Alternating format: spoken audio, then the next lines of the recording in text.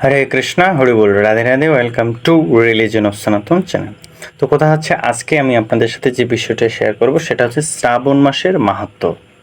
অর্থাৎ শ্রাবণ মাসে আসলে কতটা মাহাত্ম্য রয়েছে আমাদের জীবনে। অর্থাৎ চাতুর্মাস্য যে ব্রত রয়েছে তার মধ্যে শ্রাবণ মাসও পড়ে। এই শ্রাবণ মাসটা মহাদেব অর্থাৎ শিবজির খুব অত্যন্ত প্রিয়। কেন প্রিয় এই বিষয়টা আমরা শ্রাবণ মাসের মাহাত্ম্য যখন পড়ব তখন জানতে পারবো। তার আগে বলি যে এই শ্রাবণ মাসের সোমবার করে যে উপবাস থাকে তার সকল মনোবাঞ্ছা পূর্ণ হয়ে যায়। অর্থাৎ মনের যে আকাঙ্ক্ষা রয়েছে, সেগুলো পূর্ণ হয়ে যায়।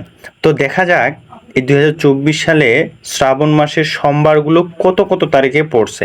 অর্থাৎ প্রথম সোমবার পড়ছে 22শে জুলাই, এবং শ্রাবণ মাসের দ্বিতীয় সোমবার পড়ছে 29শে জুলাই, এবং তৃতীয় সোমবার পড়ছে 5ই আগস্ট, এবং চতুর্থ সোমবার পড়ছে হচ্ছে 12ই আগস্ট 2024 সালে। এবং মাহাত্ম্য দেখেন, হিন্দু ধর্ম অনুযায়ী শ্রাবণ মাসে শিব রুদ্র রূপে সৃষ্টি সঞ্চালন করেন। প্রচলিত বিশ্বাস অনুযায়ী শিবকে অর্জন করার জন্য পার্বতী কঠোর তপস্যা করেছিলেন। শ্রাবণ মাসে শিব পার্বতীকে নিজের স্ত্রী রূপে স্বীকার করার প্রতিশ্রুতি দিয়েছিলেন।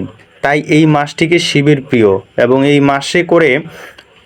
এই মাস করে থাকা পূজা অর্চনা ব্যক্তিকে বিশেষ ফলাফল প্রদান করেন। এছাড়াও যে ব্যক্তি শ্রাবণ মাসে সোমবারে উপবাস করেন তারা সমস্ত সুখ লাভ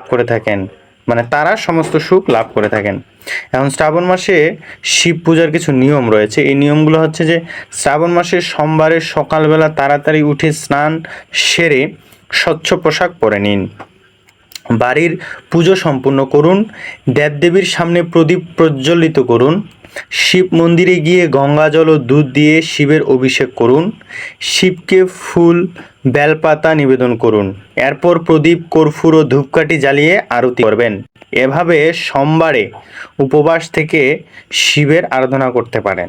এবং তাছাড়াও আরও যদি আপনাদের ডিপলি জানার প্রয়োজন হয় তাহলে নিকটস্থ শিব মন্দিরে গিয়ে সেখানে যে পুরোহিত রয়েছে তার সঙ্গে কথা বলুন, তাহলে উনি আপনাদেরকে আরও সুন্দর করে কিভাবে ব্রতগুলো পালন করতে হবে সেগুলো বলবে।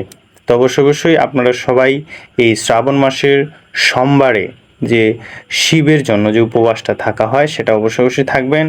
এবং অবশ্যই আপনারা আপনাদের নিকটস্থ শিব মন্দিরে গিয়ে এই যে সোমবারে শিবের জন্য যে ব্রত রাখা হয় সেই ব্রতটা পালন করবেন।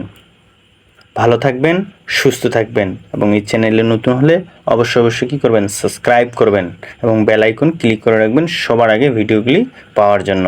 হরে কৃষ্ণ।